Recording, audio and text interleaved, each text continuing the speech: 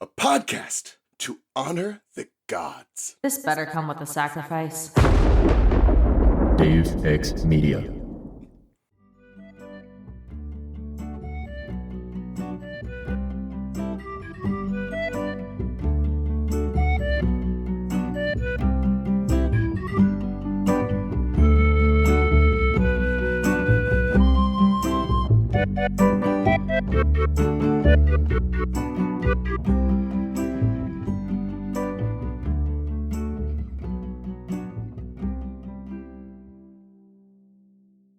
The horns got louder. I couldn't tell where they were coming from because of the echo, but it sounded like an entire army was approaching. I was afraid it might be more enemies. But Kronos' forces looked as confused as we were. Giants lowered their clubs, Draconite hissed, even Kronos' honor guard looked uneasy. Then, to our left, 100 monsters cried out at once. Kronos' entire northern flank surged forward. I thought we were doomed, but they didn't attack. They ran straight past us and crashed into their southern allies. A new blast of horns shattered the night. The air shimmered. In a blur of movement, an entire cavalry appeared, as if dropping out of light speed. Welcome to Of the Eldest Gods, where we discuss Rick Riordan's role as our godly parents. I'm Raye from Cabin 12. And I'm Charlie from Cabin 13. And I'm Alex, also from Cabin 13. Yay! Hey. Welcome, Alex! Hi, friends! Thanks for having me back. Wow, the camp looks really different. Oh yeah, that's, it's the Empire State Building. This camp is on fire! Oh no, I'm not sure if that was intentional. I think we've maybe given a little too many offerings at dinner. It's fine. We're gonna survive, I think, maybe. We'll find out. Yeah. I'm sure. Everything's gonna be fine. We're doing our fucking best out here. We're just the meme. We're just the dog with everything burning. Yeah, which is also the meme of our podcast, My Cabbages, an Avatar podcast, of which I am the other host. So thanks for having me, y'all. I'm really excited to talk about Percy Jackson and all of his Olympian family, friends. I feel like there is crossover between Percy Jackson and Avatar fandom. Like... Oh, for sure. Obviously. I mean, Yeah. Also, can we talk about how both of our shows are now in the action that is live? Yeah. Yes, they are. In fact, like only a month away between each other. Like, Yeah, Yeah. wild shit. It has been, I mean, just as you all were ending your weekly watch-alongs with our lovely Discord server, the Cabbages was carrying that torch, and now we're doing that for the live action, even though Netflix did the exact opposite of Disney and dropped it all at once. And I really think Netflix could, learn a few lessons from Disney here. Because if they had been releasing it week to week, we'd have just gotten Seriously. where we are in the timeline. Kyoshi would have just dropped. And spoilers, not trying to give too much away, but that second episode is a banger. So Listen. I couldn't stop with that episode. I'm just like, I don't know which Suki I like more. Oh my Like, god. they're both awesome. yeah, I mean, Suki and Kyoshi both like getting so much screen time in this episode, and our boy Sokka, and how like everyone was so worried, like, oh, they took out his misogyny. That was the best part of his character arc. What are you doing? As long as he has an arc, it's okay. Just give him an arc. Yeah, first of all, yeah. How dare y'all insult my boy Sokka, my boy. Nico's your boy, Sokka my boy. How dare you insult my son by telling him that his best part of his character arc that he learns, like, literally by the span of the end of an episode, both in the live action and the original series, that goes, as Zach says, from being like, oh, women can't should be, at home doing my laundry, to, by the end of it, smack me harder, Suki Mommy. Yeah, and then it's, never comes up again. Yeah, that's an insult to think that, but I think the show did a good job. And I won't say more than that, because I think people should go watch it. And I also think that Percy Jackson, the live action, fucking slaps, y'all. It was so good. So All right. good. I'm literally, as I'm reading this book, the characters are just in my head, and it's great. And, oh, yeah, I want more. I can't Do wait. you just imagine Walker as Percy now? Yes, absolutely. It's always the scenes with the gods for me. I'm like, this would be so cool to see this conversation in live action. Spoilers on my strategy here. I also just finished the book 4, The Labyrinth, and right before getting all the way up to chapter 15, in this awesome final book. I can't believe it's almost over. But yeah, all of the other seasons, like when they go Sea of Monsters, hell yeah, can't wait to see my girl Circe and all of that, and the sirens. That's gonna be dope as fuck. And then the third season, like bring that on with all the other stuff, and I'm just like, Fourth one though, Underground and Labyrinth. I'm not sure how I feel about that one. Alex might be skipping that season. I just hope they get better lighting if they get to a season 4.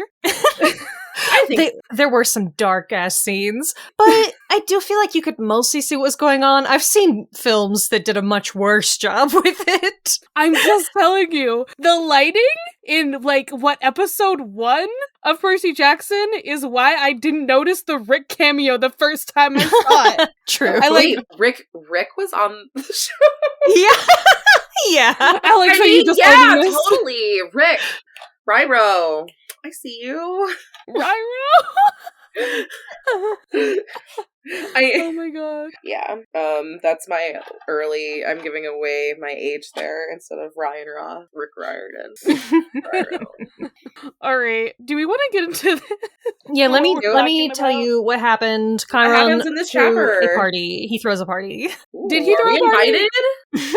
Hell yeah. Is this an accurate chapter title? It's a cheeky little chapter title. It's very charming, I think. It references the beginning of the chapter instead of the end of the chapter, which is normally what we do when we have something that's just like a little thing that happens. Yeah. I don't know. The party pony showing up is like technically very important to the war effort, but in the chapter, really, it's mostly just a footnote. Yeah. This one gets like a C. But I'm really excited that the party ponies showed up. That was the highlight of the chapter for me. So Hell yeah. I was gonna say, I think you chose this chapter based on the title alone. I did. Why not? I totally did. I wanted to be at Chiron's party, and you know what? I think all of the cast were very grateful when the party ponies showed up, because they too were like backs against the wall. We're at the doorsteps of the Vampire State Building, aka Olympus. What we gonna do, y'all? And then Chiron and the party ponies coming in the clutch, and we could all about use a party right about then. Would you party with the party ponies? What? That's a statement, not a question, Charlie. Party with the party ponies. I'm a little terrified of them, honestly. I'm just slightly intimidated. Okay, so when I was in college, I exclusively ran with the, with the queer crowd, and we are loud, we are here, and that is just the part of myself that I low-key miss the most. Don't get me wrong, on a Friday night now, I'm probably at home in my PJs watching Percy Jackson or something else on Disney Plus, getting some takeout, cuddling with my dog. But there's some chance that at least one day a year, that rare unicorn day, I will be out at a club, looking my finest, reliving my glory days. So that was what this chapter was for me. I will say, Alex, I also ran with the queer kids in college, but they were all the quiet ones. You know what? Who didn't party, and we would just watch movies together, cartoon movies. That was what we did on a Saturday night. So wholesome and adorable. Honestly, that's also probably what Zach was doing, and I just think that, you know what? I was I was that in high school, and so I had to, reject that part of myself to really figure out who I was. I was goody two-shoes, very nerdy, hanging out with all my friends in high school. But anyway, I wish I kind of did have that experience. I did sometimes. Adventure Time there was always times on a Friday where I could watch Adventure Time in college and just chill. Good. Yeah, I never partied in college. I regret that choice, honestly. I didn't know where to find the parties. I don't regret the choice. Instead, my I'm whole group proud of of you. friends, we watched the finale of Steven Universe together in our Well, college good for dorm. you. That's sweet. All right. Chiron throws a party. Percy re-enters the fray and helps take down a Hyperborean. Our forces are nearly pushed into the Empire State Building, just like in the premonitions, until they are saved by mild-mannered Professor Chiron and his multitudinous redneck cousins. Also, Kronos gets sat on, which is very important. Yes. Percy is having A a big heart-to-heart blue with Annabeth about Luke. And then suddenly, Dionysus summons him to Bobby Earl's B-Day Bash, just to make sure that we all know the stakes going forward. Mhm. Then Percy comes back and finds Sally, Paul, and Pandora's jar just like hanging out in the middle of the street in a car and freaks out Mhm. just a little bit. But we're distracted by Rachel Elizabeth Dare, who, as promised, is trying to re-enter the city in a chopper, and Annabeth and Percy head off to save her. The end. To be continued. Wow, what a cliffhanger, though. Like, every chapter here is like a bomb cliffhanger. Like, seriously, what is gonna happen? What's happening? I really don't know how you catch a chopper, but we'll find out, I guess. It's fine. It'll be fine. I, in fact, remember what happens. Percy just makes it like it's the day after tomorrow and just a wave whips around the corner of the Empire State Building. Hurricane now? Like, can you just, like, pull an Aang and just have, like, a whirlwind of, like, hurricane? Seriously, though. Shit or something? What is I the don't know. equivalent of the Avatar state for Percy? Like, was it the last chapter? Yeah, it was the last chapter when the hurricane happened. That was the Avatar state. Either that or when he was, like, just straight up collapsed Mount St. Helen and That's what I was about to say. hyphen. That, like, if Percy's ever had an Avatar state moment, that was it. Yeah, and then he wakes up on Calypso's island. Ooh, gotta be worried about Aang now. Oh shit. Wait, remember? It's the lion turtle. Wait, Calypso's island is like the lion turtle? See, we're just gonna keep finding more and more similarities as we go along. It's not just the fandoms, Raye. You know what? We're just gonna have to have like another collab episode at some point. Be like, hey, this thing, it's like the same. Just comparing. Just being like, this is the same series. What are you talking about? Ugh. Same one, exactly. Well, I mean, it would be really helpful if Percy went into the Avatar state now because they are pressed. Indeed. They certainly are. War. War. It's awful. What is it good for? Absolutely nothing. Okay. All right. Well, Tell me things. no more war. Let me tell you something a little bit happier, maybe. We'll find out. So, in case you missed it, we're going to talk about the spirit of hope in Greek mythology, which is called Elpis, I believe that is pronounced. It's Looks like good to me. that's what it looks like. It doesn't have a pronunciation guide, so I'm going to go with my gut feelings. Elpis, yeah. Elpis. She is the spirit of hope, depicted as a young woman carrying flowers or a cornucopia. Sounds about right to me. The only thing listed for her family on this page, she is the mother of the goddess of fame, whose name is Femi. Fame? Femme? No, the page does say Femi, and it does have a pronunciation that I can read. Interesting. The goddess of fame, renown, and rumor is the child of the goddess of hope or spirit of hope. Perhaps. I am confused on the difference between a spirit and a goddess. Oh, I know there's like a term for like minor gods. Yeah, so like there's like a term that could be used here, possibly. It's like it's not demon. It's I believe Daimon. Like they're like lesser deities or like spirits. So Makes like sense. Yeah, not quite like the regular minor gods, but like not human. You know? Yeah. I think of like the Nereids and like all of the nymphs and sea creature monsters. Yeah. There's like levels. There's a hierarchy to all of like the godly. I don't know spheres of influence, if you will. The more that you, However, I am a little insulted that Rick puts Hecate on the same level as other minor gods as Janus and like these other gods that defected and joined Kronos' like thing. I'm like, Hecate has way more to offer. Excuse you.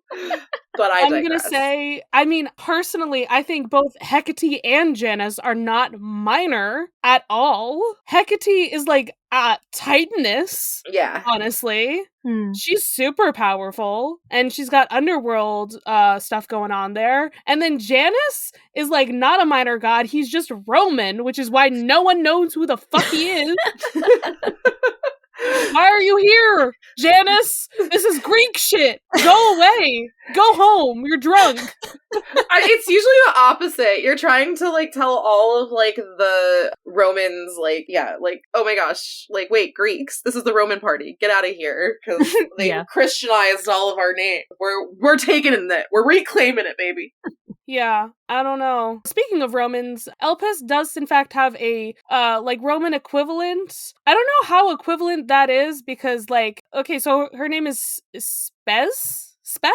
S-P-E-S. Spes, I think. On this page, it really doesn't have anything about Pandora on like the Roman goddesses page. So I'm gonna assume it's like it's an equivalent, as though they have the same sphere of influence, but not the same story. So not quite the same as a lot of the other ones where it's like, oh, we're just gonna bring the story over and be like, and now we're attributing this to Minerva because it was an Athenic thing or whatever. Yeah, so I don't know how that works there. But yeah, Elpis is really only in the Pandora myth. So, and it's really up to interpretation why she is in the jar. Like, why are you they even have been here? interpreting this for millennia. Since antiquity, we do not know why she is in the jar still, technically. It literally, in the implication of Elpis remaining in the jar, were the subject of intense debate, even in antiquity. We don't know why. So that conversation we Unclear. had last episode about like, hey, why the fuck what does this mean? It was just What does it mean?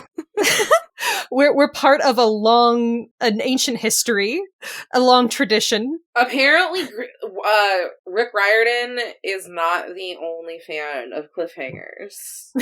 Yeah, seriously. Alex, what do you know of the Pandora myth? Do you know how incredibly misogynist it is? Absolutely, I do. And yeah, and putting all the blame on poor Pandora, like, it's kind of, to me, it holds a very similar equivalent. If we look at other mythologies, right, like Christianity is like the easiest example, Eve eating the apple, yada yada yada. But before there was Eve or Pandora, there was probably another woman like Lilith, hey girl, what up? And there's always going to be women that have questioned or what have you, and there's more than just the one that's in the story. And so here, it's not just Pandora, it's all of the people that were let out of the jar and, that are seen as plagues or like problems upon man. And even that is up to interpretation. Are these necessarily bad things, or are they pains? And also, yeah, Hope being left in the jar as kind of like, why? I don't have an answer to that question, but yeah, it's unclear. Yeah. I mean, I really should. I think I still have a copy of Works and Days. I really should like take it out and I do if you want me to fish it out. But maybe not at this time. Maybe that when could be we have more episode. than an hour. Yeah, that'll be a bonus episode. Hell yeah. Yeah, just goodness, the Pandora shit. It's just so many layers of like, this is just intentional misogyny and we hates it. And then just like Elpis is just here and she just stays. And then, okay, so it does say on this page, Hesiod closes with this moral, thus it is not possible to escape the mind of Zeus. What the fuck does that mean? Why is that here? We've been debating for millennia, Charlie. We're not going to figure it out. I want to know. Maybe, I don't know, it's just like, this was something, and I'm not even going to try. Yeah, I don't know. She's stuck in a jar forever, but she also like maybe had a kid. I don't know. I'm confused. Elpis, reach out to the pod. Tell us your story. Elpis, help us. Elpis, help us. Help! Need somebody help. Yes. Oh, damn it. You know what? Elpis, help us sounds like a Wizards of Waverly Place spell. Oh my god, it does. Instead of like Zetus Lepidus. We have Albus Lespelpus. All right, let's talk about this fucking chapter. Hell my yeah. friend. Okay. Remember, we were in war. We're still in war. Like we went from Actively one happening. battle and another battle in the last chapter, like multiple battles, and now we're in another battle. It's just battle. Percy's flying around trying to see where he needs to help, and there's like so much shit Everywhere. going on that he can't even choose. And Literally then everywhere. he's like, "Oh, there's Everyone a giant needs over there. I guess I'll take care of that." ADHD brain is like, where we go? I don't know. I imagine him just like flying in circle, just like a circle. He's circling like a buzzard. Like And then he sees that his girlfriend is fighting a giant, and he's like, "Oh." he's just like, Athena kids, Annabeth needs me. Because I don't know. I wonder. Meanwhile, Blackjack's like, I'm no boss. I think we're all fucked. Yeah. Listen. We all know that if Rick could say fuck, Blackjack would be saying it the most. Yes, absolutely. Blackjack deserves it. Blackjack has the most fucks to give. Absolutely. He is just a horse. In the PG-13 adaptation, Blackjack gets the one fuck. Yep. There you go. Yes, correct. Okay. Yeah, so we're fighting a Hyperborean. They're just like fully ice giants. Like They literally are. it breathes and Percy's covered in frost or ice. Like a beautiful sugar donut. Yeah, the ice giant that Elsa make from Prism just comes down and is tearing down. Or the Titan from Hercules, the big, like, icy guy. Yeah. I like that guy. He's all pointy. I don't want to It's imagine interesting. This This guy doesn't dust like most of the monsters do. He freezes and, like, shatters when Percy stabs the shit out of him. You know, Rick's just like, you know what? I want something different to happen here. What if it's fun. they all Dare to be actually different. died in different ways? So these guys are elemental. They just yeah. like ice and crack and whatever. From the elemental Yay. plane. Annabeth is okay, and then they're fighting for like an hour, and they're killing lots of monsters, and they're fine. Well, they're not fine. They're totally Fine. What are you talking about? This is fine. They're running from block to block. Their friends lay wounded in the streets or missing, so the book says. Don't know how many people or monsters they've killed. Yeah, we don't talk about that. We just don't talk about how many people could be dead here at this moment. It's still a children's book. Yeah. Also, anytime just a monster has a shocked face and then immediately dies, it's Annabeth. She's killing them like invisibly. Hell yeah. That's very cool of her. Very cool. But they are getting pushed back, which, I don't know, this section is very good at ramping up the tension because we have seen, like, prophecies and premonitions of everyone being pushed into the Empire State Building. And so, like, you're very much, like, feeling that coming, and then we get, like, psyched by the party ponies. It's very good. Yeah. They are, like, the highlight of the chapter. Like, as soon as I read this, I'm like, oh my gosh, the energy, the mood in the room completely changes. Like, we just hear ominous horns in the distance, and it's like, it's not the hunters. Who is it? Who is our cavalry coming to help us? They this are the time? cavalry. Literally. Like, literally. More like the cavalry. It is the party ponies. They're here. They are certainly fucking queer. Yeah, baby. Like, listen, these tie-dye shirts, giant sunglasses, and then just like paintball guns. Are you kidding me? I want to fight like this. The Man That I Am, like, by Sam, so it just starts blaring in the background. Like, yeah. I have a lore guess that I'm making right now, which is that Percy thinks that the paint is maybe laced with, like, celestial bronze powder or something. Because it makes the monsters melt. I bet it has centaur blood in it, because we already know that like fucks you up. Damn. Absolutely. That's a good theory, though. He would do that. They don't even need celestial bronze. They're just like, okay, everybody do their blood drive? Cool, we have new weapons.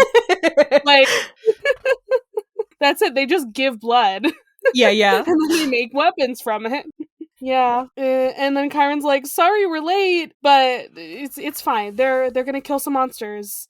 We have party ponies from many states. South Florida, heart of Texas, Hawaii. They called out South Dakota once, and I was like, damn, no one has ever done that before. Oh yeah, no, there's Owen from South Dakota right there. We see you, Owen. Thanks, Owen. Represent. And then Kronos. Do we need to talk about what happened to Kronos in this scene? Oh, he gets slat on by a big blue butt. Okay, I was thinking about this. That's never going to get adapted into live action. If they were making a cartoon, though, that would happen in Avatar. Your main villain would get sat on. Absolutely. I mean, Appa just comes in here. Yeah. Pops a little squat. There's a reason why I'm just like, they really should have done a Percy Jackson cartoon. God, I wish. Like that's the way you get the most accurate possible adaptation of these books. True. Is the silliness of these books can only be captured by cartoons, I feel like. True, but also, like, as it's kind of like, not to the degree of Harry Potter, but as the books go on, the tone gets decidedly dark. Like, it does, yeah. As I was reading the fourth and the fifth book, I was like, versus every other paragraph, like every other chapter, if you're lucky, you get a good joke. And it's like, dang. Like, but when they hit, like, you're like, wow, it's like an oasis in the desert. They mean so much more. Mm-hmm. Like, you know what? It's very similar to some other cartoons I feel like we all watch, like maybe Steven Universe, maybe even some Avatar things where we get, maybe a little bit less jokes in later stuff in Korra, I feel, comparatively to early Avatar. You know? Sometimes the medium does age with the audience. Mm-hmm. You know? I think so. I feel like it can even happen in cartoons. Absolutely. I just constantly remember somebody animated, like, it was technically Heroes of Olympus anime opening, but I'm just like, lives rent-free in my brain. It's just got like a bunch of the characters doing like cool demigod power shit, and I'm like, anime opening, I need it. Yeah, very good. All right. Maybe you can, one day, y'all will just, when Of the Eldest God just hits it so big, and a fan will like animate that for y'all, and it'll just be a thing. We'll just have the entire animated Percy Jackson series. Oh my god. At least the intro.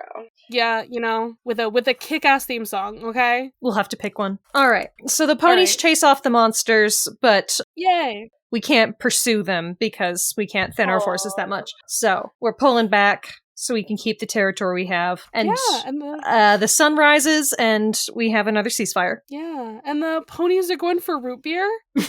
I feel like it's less root more beer. That does feel like the implication. But also, it's strangely innocent. They're like, oh, hell yeah root beer. I mean, I don't doubt that some of these ponies are just, like, drinking root beer. I don't doubt it. But I feel like the vibe here is also some, like, actual beer and maybe, like, smoking some pot or something.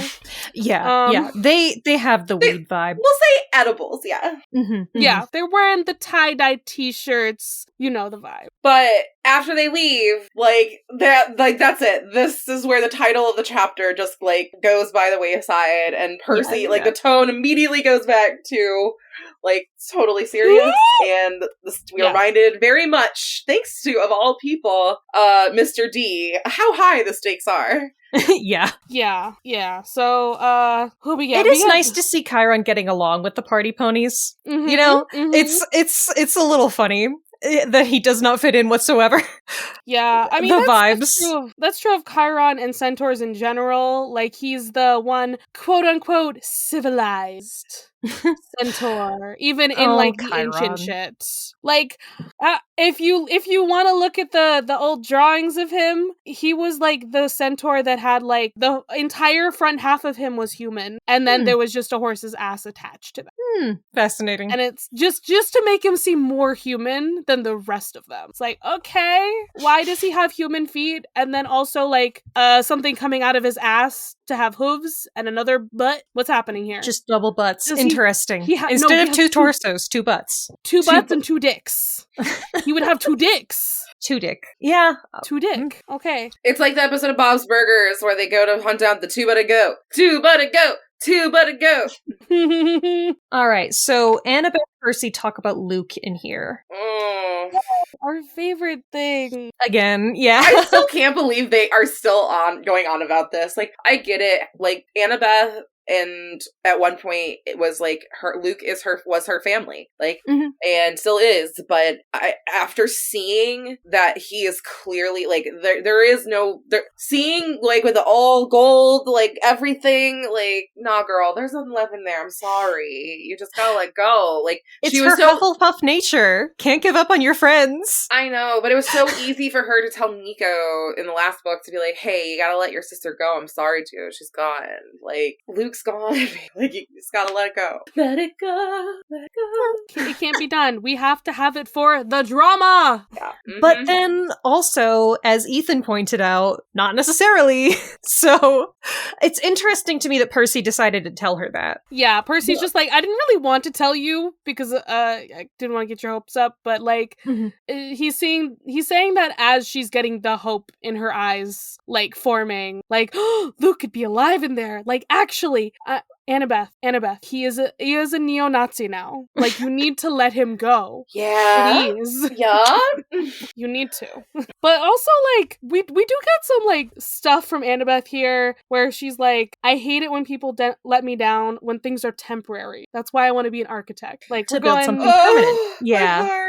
Yeah. We're going back to the core, the center of her character is that, like, she's got the pride that, like, she could fix anything. Because literally everything in her life falls apart. And so she doesn't want to let anything go that might be stable. Yeah. Very, You know, Annabeth does have a very forgiving nature now I think about it. Like, she went back to her family who we know did not treat her the best when she was a kid. So, and like, she thinking, at first I thought my fatal flaw was like, she should say, like, she forgives people too easily, right? Like, that's something that she opened. Yeah, I mean, your biggest flaw is it's pride. So, like, if she believes that, like, he's good deep down, like, she's not gonna back down from that idea. So Percy and Annabeth basically agree to disagree at this point. And then we hop into Happy Birthday, Bobby Earl. Listen, okay, I think I've been talking about some of the stuff that happens in this chapter, like, for a bit now, because it's lore stuff that's happening here. I will say, before we get into the lore stuff, that the one bit that I love that they still commit to is Mr. D still, like, fucks up Percy's name. The one we got it, I think, right once, in the end of book 3, and he's like, wait, you do know my name. He knows. No, he definitely knows all of the campers' names. He's just like, I can't let myself care enough because what if they're all sucky heroes and they let me down? And also, or they're what all if they all die horrible deaths? Literally, he's like, I can't get attached. Can't fucking get attached. That makes sense. But also, I feel like by giving them the funny nicknames, he does super get attached. So I'm not so sure how plot relevant this scene is. Mostly it's just to, like, kind of reiterate how important this all is. I don't know. It seems kind of weird that it's here to me, but also I'm obsessed with it. I love it. I love Mr. D. So what happened to Mr. D was, he was incapacitated. He went down somewhere in the Appalachians. Also to mention, Hephaestus was also thrown out of the battle, making a new lake in West Virginia. Which is also in Appalachia, so, like, the Rust Belt is getting hammered by just a little bit. They're getting close. Yeah. But Dionysus, at least part of his essence, is at this party playing Pac-Man. Because a part of his essence is at every party, which I love. I love knowing this about him. That is my favorite piece of lore of Mr. D. So they say 2 is a party, 3's a crowd. So, like, there's 3 of us. So is there is Mr. D here right now? Always. We'll get out the Ouija board. Don't you dare get out a fucking Ouija board on this podcast. Don't tempt me with a good time. Yeah. So, yeah, you just see this like this man in a leopard skin shirt and a bandage on his head because like he was in fact injured and crash landed, and part of him is still buried under 100 feet of rubble. He's fine. The part of him's at Bobby Earl's birthday party. Apparently there's not a lot of parties right now because, you know, the United States is being ravaged by It's the end natural of the disasters, world quote as we know unquote. it. I don't understand that. Literally, like it's the end of the world as we know it. I'm sorry. What else are you gonna do? Might as well And party. Mr. D feels fine. There should, in fact, be more parties. So I feel like that should like reinvigorate Dionysus, like you know, give him more energy and power because everyone would be partying if they thought it was the end of the world. Let's be honest. Britney Spears made a whole song about it, so Come on, guys, we gotta party like it's 1999. Hell yeah. we ain't stop until the world ends. Keep on dancing until the world ends. Yep. Yeah, but now we're just at Bobby Earl's party because they're a little slow and they didn't realize the world was ending. No, it's because they know the world is ending. They know it. Gotta have and a so good Bobby time. Earl is celebrating his last ever birthday. Okay. So Bobby Earl, along with all of the other, like, you know, cults that just so happen to, like, be possibly right about the timing of the world ending, they're all like, huh, let's party it up. We were right. Exactly. Yeah. So part of his essence is here, and this is something that I've mentioned before, where I'm just like, so the only time we ever see the gods and like all of their essence together in one place, I think that's when you can't look at them. It's like that's the pure godly form where you would die immediately, get burnt up or whatever. So that's why they're constantly all in like a million different places at once. They're gods. They're gods. Of course they can do that. They don't have to abide by our rules, you know? Yeah. So he can be at all the different parties all at once if he wants to be. So Dionysus is playing Pac-Man throughout this entire conversation. Yes. And Percy distracts him for a moment, and he gets eaten. He dies. And he swears in Greek at Blinky and says, "I will have your soul," which is, I'm so deeply charmed. The fact that a god can fail at a video game, just like the beauty that is the Greek gods, because something that they're makes so us all humanizes all of us. Yeah, the Greek gods are so incredibly human, and it is beautiful. Like he wants to like curse Blinky. I want to see the universe where Dionysus curses Blinky. What does he do? What does he do to him? Like this inanimate. I mean, cartoon. He's already a ghost, so if he takes his soul, I don't know what that does. I was gonna say, it's knowing Dionysus, he probably just bestows unending madness upon him. Oh, yeah. I think that makes the game harder. Yeah, every Blinky starts acting erratically. That's not gonna help you, Dionysus. We got more names for Percy. Now he's Jorgensen. He's Pierre. He's Pedro. Like very good. We're getting even worse every time. At some point, you have to recycle names. At some point, eventually. Yeah, you run right out of 5-letter mask-sounding P names. Just start calling him like Persephone or something. That'd be fun. Like it's a P name. It's got Percy in it. Like close enough. It's close enough, right? Yeah. I think she might be offended. Go along with Annabeth and her like seaweed brain. I don't think Dionysus could ever call Percy seaweed brain. I think that breaks all logic for him. Yeah, too nice. Too nice. So we learn here that if Olympus were to be destroyed, the gods would fade. Everything connected to them would also just like stop existing eventually. The fabric of civilization. Yeah, the entire like underpinnings of Western civilization.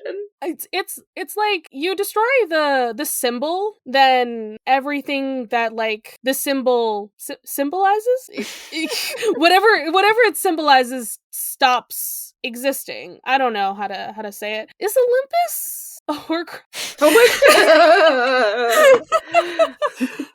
my Like that's like what my brain is just like. It's like if you can't just straight up kill the gods, that's how you do it. You kill the symbol of their power, and then everything that they are linked to can't exist anymore. Like there'd be no more sea, there'd be no more parties, there'd be no more war. That's fine. We don't care about that. We can kill war. Destroy Ares' throne, and that's it. Okay. That'd be so useful. I would love that. Aphrodite would never forgive me, but like, you know what? Can we kill that guy actually? Now that I think about it. Actually. Okay. I love Mr. D's list here. He tells us that if the Titans win, it will mean the end of Western civilization and all of the things that make life worth living, including art, law, wine tastings, music, video games, silk shirts, and black velvet paintings. Yes. Everything that's that the makes list. life worth living. That's the list. The true beauties in life. Yeah, absolutely. And black velvet paintings, painting of my dog Puck, who has the softest coat that is black as a velvet, totally falls into that category. I have never actually seen one before. I had to like Google it when I saw that because I was like, what does that mean? I don't know what is it something special or it's just painting on the medium of velvet. It's quite cool. It looks very fancy because it like the black has a lot of depth, but they are like kind of kitschy. Most of the ones that I saw just like Googling it. So like it's funny that they're on the list, I think. It's specifically what he likes, okay? Yeah. Okay? And silk shirts. This is what Dionysus is in. So Percy's like, why don't the gods just help us? Forget Typhon. Like worry about this. There'd be no world if Typhon was like allowed to just go. Yeah, there'd be no world to save. But more importantly, the gods will never admit that they need the demigods to do this for them. It's almost like it's more symbolic than it is literal. Those like petty bitches. The demigods who are the bridge between the godly and the mortal. Bridge? Did you say the bridge between worlds? Huh? Is this some Avatar shit? God Am I damn Percy Jackson? Fucking hell. Okay, yeah. Yes, that's what I'm saying. Nico shows up with the spirits. Yeah. They have to find the strength of will to save their society themselves, basically. Something like that. Yeah. The gods need the mortals to rescue Olympus. They're the manifestations of everything that the civilization stands for. So, and that's why they keep the heroes around. Not because they're their children. Yeah, no other reason. We kind of need you because you guys can do shit that we can't. There's ancient laws and all that crap, whatever. Like, go get me a Diet Coke, Percy! I am with always with Mr. D that Diet Coke is the supreme beverage of I choice. can't stand artificial sweeteners. I can't do any Totally, diet sodas. Yeah. Totally get it. I need more for me. Sugar. I need real sugar. I need lots of it. I'm a sugarholic, in fact.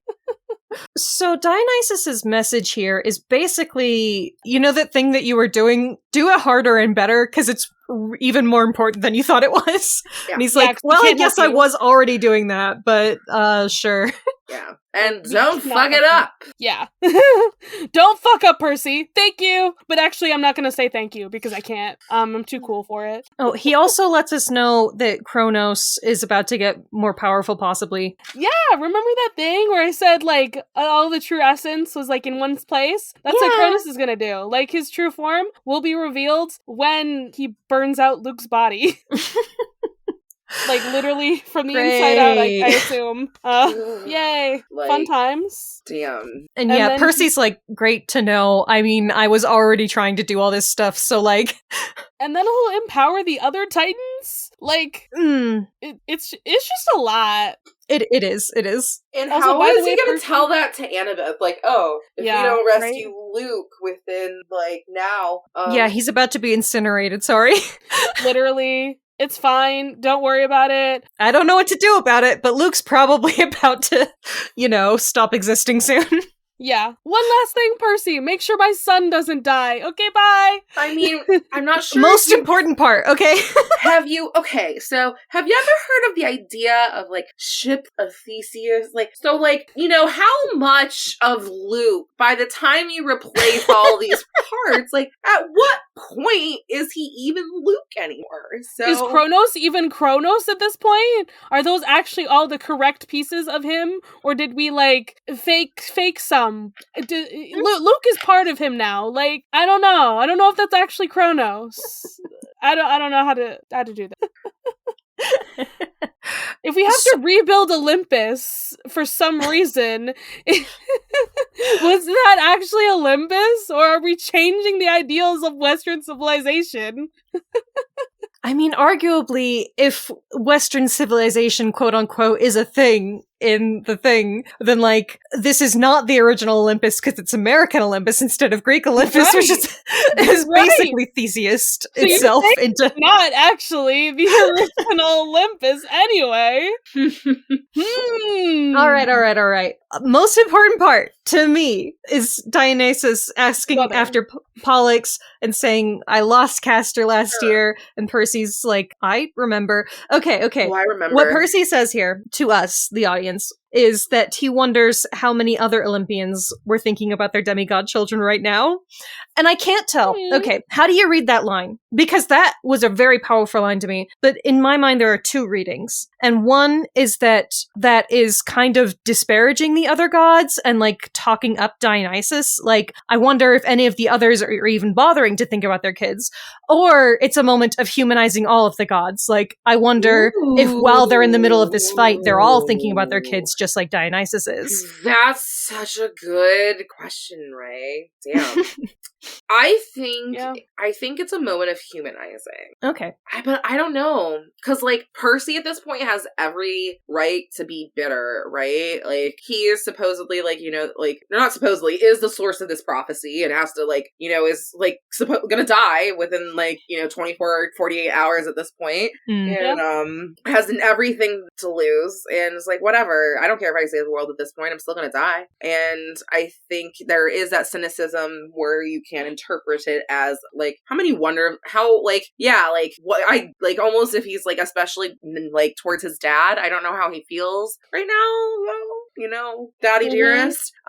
He might be a little bitter. I mean, like, I wonder how many other gods are thinking about their kids. Like, bet my dad isn't even giving a fuck right now, or else he'd be here with me right now. But I can see it both ways for sure. Yeah, I was just thinking back to when Poseidon was not letting Tyson in the fight. You know, like we at least know two gods care about some children. Yeah, maybe, perhaps. But Dionysus has to go defeat Blinky. So bye, Percy. Go back to your life, and none of this really ever happened. This scene hits very hard. Where doesn't it? Yes. So it makes a lot of sense because Percy's mom can see through the mist. We know this. And so she saw all this random bullshit coming at the Empire State Building and got worried about him and drove up to it. Yes. And so she and Paul, oh my god, okay, sorry. It's very important to me that when he sees them in there, he calls both of them his parents. But yes. Yeah. No, Paul is his dad. Paul is his dad. This is Poseidon erasure. Paul is his dad. He can have two dads. No. Not unless it's a throuple. You can have as many parents as you want. Okay. You're trying to remove... It's Percy's right to have as many parents as he wants. I just don't like Poseidon. You know I don't. I know you don't. But no, like he recognizes the Prius with the dented with the hoof prints. My goodness. And yeah, so he's just like fucked up because he didn't see them. They've been there for like how many days now, and he didn't notice that they were right in front of him. They happened. And also, what's in the back seat? What's right there? What is it? It's a fucking jar. Pandora's jar. Seatbelted in the back seat. That's very cute. Albus Oh, yeah. Fun to note, this little lore thing is that the jar will follow him and tempt him whenever he is at his weakest. I love that. That's not scary at all. Wow. Damn, like we're getting some like good shit like even this late in the series, man. I can't. Yeah, and it's so hard to, like, because there is no way that as Rick was writing this that he couldn't have been writing it without like thinking 3-4 books ahead. Like he had a plan from the beginning. Oh, definitely. Oh yeah. So Percy's like, well, we're gonna move them like away from the fights. I want to know what he's doing though with the sword. It says, I drew a riptide and cut through the driver's side window like it was made of plastic wrap. I'm sorry, what? Percy, did you just cut through a window? Lightsaber powers? Don't worry about it. It's fine. Yeah. I mean, you can melt glass. Like, if it gets to a certain temperature, it, like, melts. I don't think that's how Percy's It's not a hot sword sword. I don't know. Any other time in this series it never happens. So I'm just like, Percy, you should have killed Sally, like, right about there. Or Paul, or both. Whoever was driving. Whoopsie doopsies. Yeah. So we're pushing the car away from the fighting, but chop chop chop, like literally sounds of a helicopter in the distance. What could it be? What is it? It's got the Dare Enterprises logo. Legasp. Oh my god. Is it the girl? Is it our manic pixie dream girl? Annabeth's so disgusted she's here. Yeah, but then at the end she's like, oh, let's go save her, fine. Like, but it's like very emphatically your friend. Yeah, Oh, yeah. your No, friend. the use of italics when Annabeth speaks about Rachel Elizabeth Dare is beautiful. You know I have no patience for jealousy, but I just Like, want them to get along. I know, like, why can't it be a, like, throuple situation? Come on, y'all. Because I love Rachel. She's great. Good, Rachel's thank you. amazing and perfect and everything. She deserves the best. Agreed. But like, I'm gonna say I don't love a jealousy plotline. I just like how Rick is. It is funny. It is. Like, you're right. Like the dialogue here and how he wrote it is just like, that's kind of fun. That's beautiful. I like it. So yeah, Rachel's doing great in her helicopter until the pilot falls asleep because they passed the Morpheus barrier. Yeah, that's a little bad. I'm just like, I'm imagining what she was trying to do was just like go like up and around it or something. Well, does she I don't know? know. I mean, how, like, she's immortal. She hasn't been here. No news is getting out. I don't know.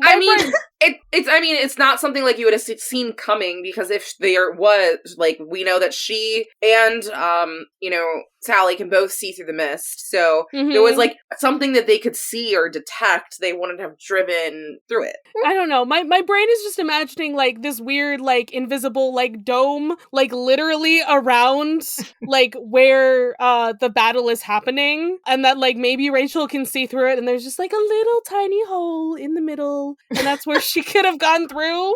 But the helicopter pilot was like, no, this is the most direct path. What are you doing? I can't go right there. That's, like, where the Empire State Building is. It's not happening. Yeah, anyway, we rang for a handsome horse to come and Guido. save us. Didn't you know? It is one of our mobster Pegasi. I love them. Literally. Hey, I'm flying here. Literally. Literally. Okay, alright. We're getting We did it. so close. We are 3/4 of the way through this book. I handily. can't believe, like, I mean, have y'all thought ready? about what's next? Are you ready for the end of The Last Olympian? I mean, we have so much left after even The Last Olympian. Sure, I know technically. there's plenty of Rick other series and even, like, more stories in this universe, but Yeah, no, like literally this season we have like a bunch of short stories before we're even done with this. So there's plenty to come, my friend. I'm gonna miss the main Percy Jackson series, though. It's my favorite. It's a very solid cast, and now that, like, they have the live action, I just have a reason to love them more, and I just Hell yeah. can't wait to, like, y'all, I'm so excited just to have a new series, a new group of actors that, like, and I will say this, the Percy Jackson actors are better, in my opinion, than the Avatar cast. At least with what I've seen so far. Do you know they're, like, some of them are friends, though? That is amazing. Oh, my are they? God. That's adorable. Like, I know at There's- least, like, I want to say maybe, like, full- Aryan and Walker are, like, friends with the actress who plays Ty Lee. It comes like- full circle. Ray was like, I wonder if these fandoms, there's room for both. And it's like, because there is. Amazing. Well, I just Like, can't they're wait on to grow older or like see like these two casts of characters grow and age, not only Mhm. as their characters do, but them as people. And, you know, we had Stranger Things, and before that was Harry Potter. So, yeah, I'm ready for it. Yeah. Well, there's going to be a new generation of kids who are growing up with Avatar and Percy Jackson at the I same know. time now, which is really fucking exciting. That Yeah. it is great. I can't All wait right. for that shit. You want to tell people where you live on the internet? Yeah, like, who are you? What's going on here? You like Avatar, I guess? I don't know. Absolutely. Yes. If people couldn't tell, I am a big fan of Avatar: Last Airbender. You can find me on my podcast where I talk all about it, episode by episode. My Cabbages, an Avatar podcast. My partner and I, Zach, go episode by episode, and we are now on season 1 of Legend of Korra. So we release episodes every other Friday. You can find us wherever you can find podcasts. Also, you can find us on the interwebs on Instagram at My Cabbage Cast. You can also email us at mycabbagecast@gmail.com, and we're on Threads as well with the same handle. So yeah, check us out. And if you want to, you can also contribute to our Patreon. We have only 2 tiers. There's the $1 tier where you get access to our Discord, where you can come watch these awesome movies that were in these shows that we do, that we were teasing earlier. Yeah, I was gonna say no movies. There's no Avatar movie that exists. No, I was talking Not about in Boston Say. No, we do like other other fandom watch-alongs that we were talking we about do earlier. other ones. Yeah, like Percy Jackson and Harry Potter and whatnot. And then also we have a $20 fuck you tier because we don't do bonus content, but if you love us and Avatar so much that you want to, then come on, party. We're the party ponies. Let's do it. Hell yeah. Oh, Yeah. do you have a media plug for the people? Something you've been enjoying? Oh, Any yeah. consumption? Well, I mean, I feel like I've just been doing it this whole episode. I really want people to go check out the Avatar live action series, and specifically episode 3, where we see the patron of our pod, the Cabbage Merchant, who's played by actor James C, and like is the only voice actor who like reprised his role on the original series. So. And like, didn't you guys get him on your podcast? Yeah, you know, something like that too, maybe. So yeah, listen, you can also find him in a conversation where we actually talk about the show a little bit. And spoilers, we may be trying to get on again, but I'm not gonna, that's for another podcast and another day. So yeah, go check out that show. And I'm like, even if people, you know, don't love it as much as the original series, I love to talk to people about all opinions on Avatar. That's my plug. Excellent. Good shit. I am gonna... Okay. I technically plugged Doctor Who recently, but hey, guess what, guys? I'm caught up. Woo! I'm Whoa! finally Oh my caught up god. with everything. And Of the reboot series. I bet you didn't watch the The OG. Okay. I mean, You're I not a don't know- true fan, Charlie. listen. Raye gatekeeping.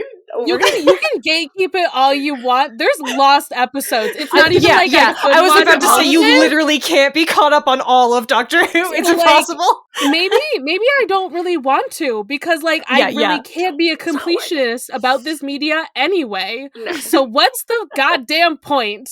But hey, like new Who, I'm gonna be calling this new era of Doctor Who the Disney Who, because it's Disney Doctor Who. That's what it is. Like that's what it is. The Doctor is now a Disney princess. David Tennant and Ncuti Gatwa are Disney princesses as the Doctor. I don't understand this analogy whatsoever. They're Disney princesses. How? They're also the Doctor. Boy? They're Did you not know they're the Doctor? I know they're the Doctor. But they're Disney princesses because they're distributed by Disney Plus now. Oh, okay. Got They're it. they're literally Disney. I now. thought you were talking about like they had like tropes in common with Disney princesses, and I was like, what the No, fuck are you on they're about? in the same universe. But the most important thing is that like the first episode that we got, or not first episode, but like the first episode where it's just the 15th Doctor, Shooty, he is wearing like a skirt and dancing, like Oh, fuck yeah. literally Disney princess content right there. But also, like, I think the first like 3 episodes of this new era were specifically made for me, because my favorite Doctor is Tennant, and my favorite companion is, wow, I'm forgetting people's names. I'm thinking of the actress Catherine Tate. Oh, Donna. Donna is my favorite companion. These So like the two of them back together, and then It you was great. also be like, the first episode is like trans rights like 50 Yeah! times over. You Her made daughter. this for me. Thank you so much for making this content specifically for me and no one else. I don't care. You didn't. It's not for you. It's for me. I'm so glad that you love that, Charlie. It's all that I need. And the fact that her name is even Rose. It's probably kind of fan servicey, but I love fan service. Especially when you're the fan that is being serviced. I I'm am so being happy for you. serviced by this media. Well, speaking of other media, Raye, what is it Give that me you're okay, plugging? something. I was going to recommend an album because it occurred to me that people probably might not have heard this. Tell us some music things. Yes, I was going to recommend Pale Machine by Bo N, B-O space E-N.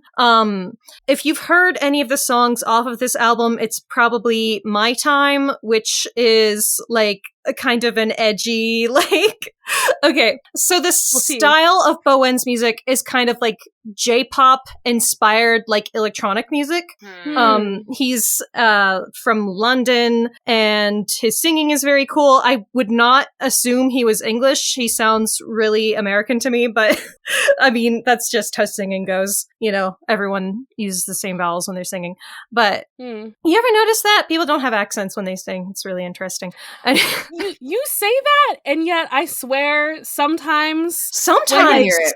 Sometimes. I yeah. can hear it in It's certain people. I hear certain people who are like British sing, and then they sing with like country music singer accents, and I'm like, what is happening here? British Anyway. the accents and like Southern American accents are actually more closer than you would think, like They very really close. are. But so like Bowen uses kind of experimental sounds and like plays with them until they become pleasant. Like, I don't know, he was talking about the electronic banjo and using that to make the song Money Won't Pay, and like how everyone hates that sample, but he played with it until it was good and like an essential part of the song, and like how cool that is. I don't know. I find it really fun. And if you haven't heard it, you probably have, because it's really popular internet music and like gets used in a lot of like YouTube videos, and like, or like if you're like a fandom person who really likes watching like lyric comics and stuff. But whatever. Check it out, Bowen, Pale Machine. Woo! Okay, Reyna's releases from This Mortal Coil. You want to be released? Cool. What if I said no? What if I will say no respectfully, way? Charlie, I am leaving now because I have not eaten anything in almost 24 hours. I know. So- Oh my god, Alex! I love get you some both. food. I love you all. Okay. Raye, I'm sorry you have to go to work, but this was really fun, and I love you both. Yeah, get the fuck out of my cabin. But I love you guys. Go eat. Bye-bye! Bye!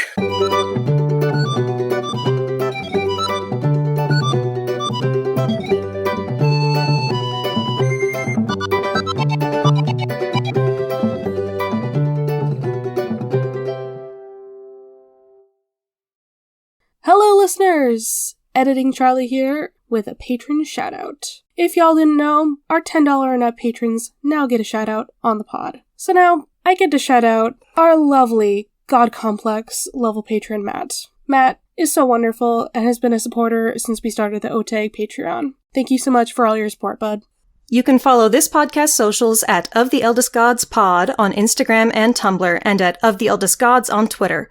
You can send us an iris message through oftheeldestgodspod@gmail.com. If you'd like to support us financially, join us at patreon.com/oftheeldestgods. By becoming a patron, you can join the Deus Ex Media Discord server, where you'll be able to chat with us and other listeners about episodes and anything Percy Jackson related. Our $5 patron tier also gets you access to Against All Odds, our monthly bonus show.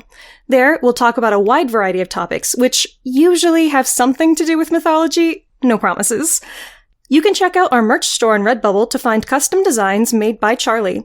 Or if you cannot or do not want to support us financially, we'd really appreciate a rating, a review, or letting your friends and followers know how much you love the podcast. That really helps. You can find me, Raye, at HeyHeyRaye, spelled R-A-Y-E, on Twitter. If you want to hear more from me, check out Barbie Movie Slap, a podcast where my co-host Ted and I discuss Barbie's cinematic universe. That podcast Twitter is at Barbie Slaps. And you can follow me, Charlie, at GreenPixie12 on most platforms, but on Twitter I'm at GreenPixie123, which I'm totally not salty about.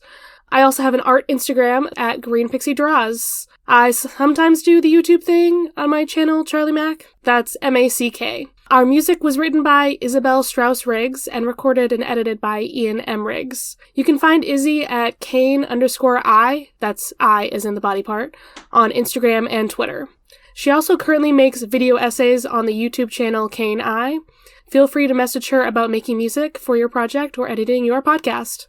Of the Eldest Gods is proud to be a part of Deus Ex Media, which features great podcasts like My Cabbages, an Avatar podcast that follows the true hero of the Avatar The Last Airbender series, the Cabbage Cart Guy. Coffee, tea, honor, cabbage. Long ago, the four elements lived in harmony. Then, shit went totally cray when the Avatar attacked. Only the Cabbage Man, merchant of fine cruciferous vegetables, could stand against his trolling. But when the world needed some dank veg, he vanished.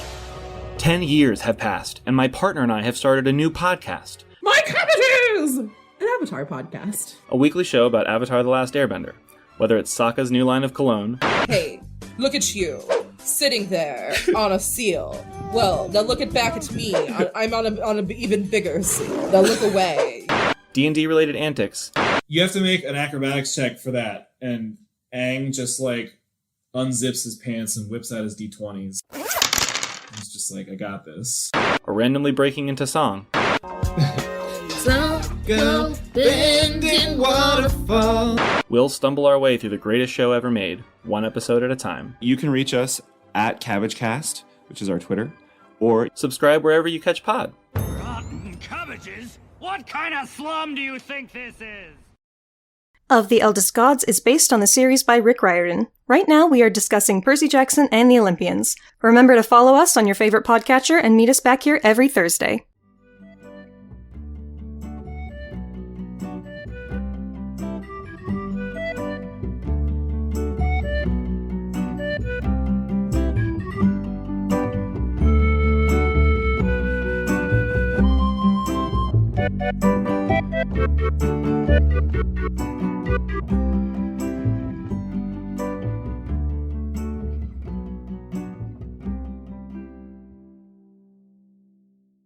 And now I know all of about our boy Nico, so I get it now. You understand our brother? Yeah. Our tiny baby boy? Yeah. That's my son, honestly. I know it. I know he is. Deus Ex Media.